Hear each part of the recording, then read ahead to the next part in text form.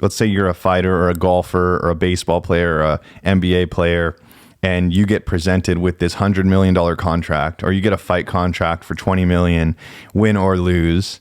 And then you're looking at, okay, I'm a skilled athlete. I know how to do this. But then the numbers, you watch athletes all the time, or you see things in the news all the time where, an NFL player is being negotiated with this 100 or 200 or $300 million contract for 10 years or 15 years. And then you look at a MMA fighter that's getting a $20 million payday, like I'm saying, but it's not that they're training for years and have been for that fight. And you'll see people that truly love the game of whatever they're playing they're not so concerned with the money because they know it's there. But then you see other people that are completely dedicated and they think they're doing something for the money.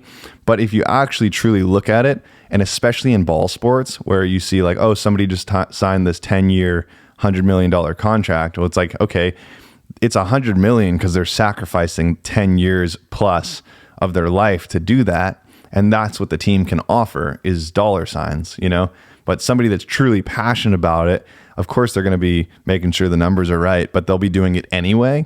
And so if somebody's doing something just for the money, they're technically imprisoned, like they're imprisoning themselves going, okay, I'm externally doing this for the money. And then they might be miserable the whole time, but hey, we signed the contract. We did it. I'm doing it for my family. I'm sacrificing this, which is fine if you agreed to do that, But I think that that's why I've read so many books on extrinsic passion versus intrinsic passion and intentions. And so if you're intrinsically motivated, it means that you're doing it from the outside or the inside out, and your passions. You'd be doing it whether you had all the fame, all the money in the world.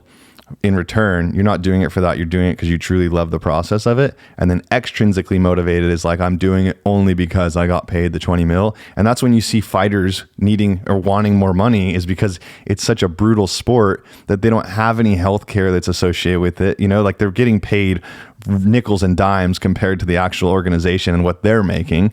And so of course they're going to want money, and they deserve money. They're being, they're literally like sacrificing their lives and their future and the risk that comes with it. Of course they're going to want money because it's a brutal sport. And I don't think that it's so hard.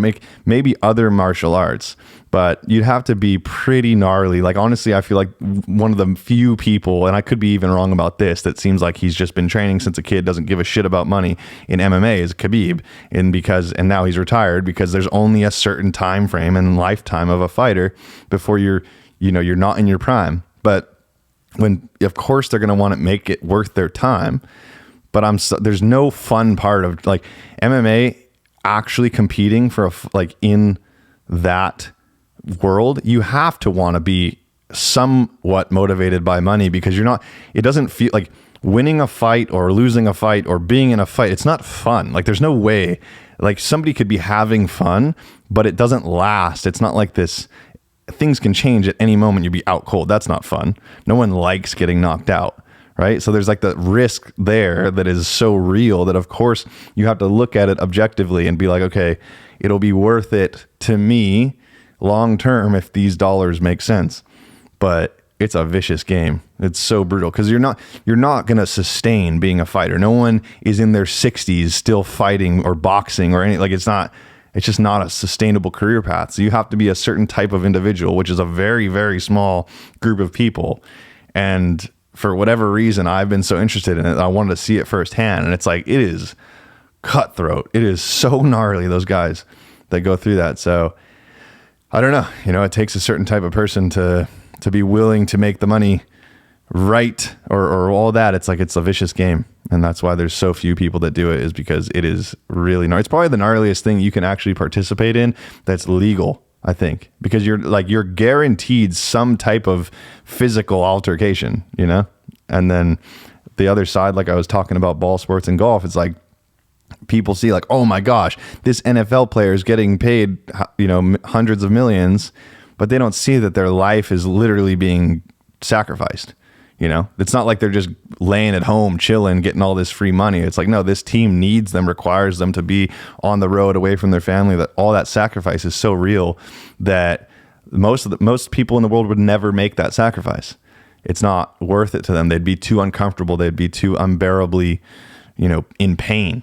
And so those people that are on that NFL team or on that NBA team, you see people doing crazy shit or getting in trouble or doing, whatever, like betraying people.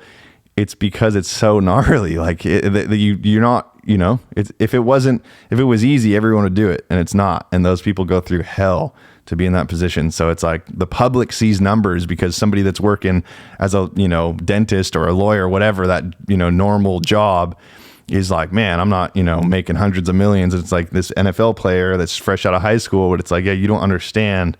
The life path is so much different and so much on the line. Like, you get to go home to your family at night. This person's like on the road, training every day, in the gym all day, on the field. Like, that's why the numbers look so great to the general population. But when you look into the deep, dark pit of what it actually takes to be in that position, it's not easy.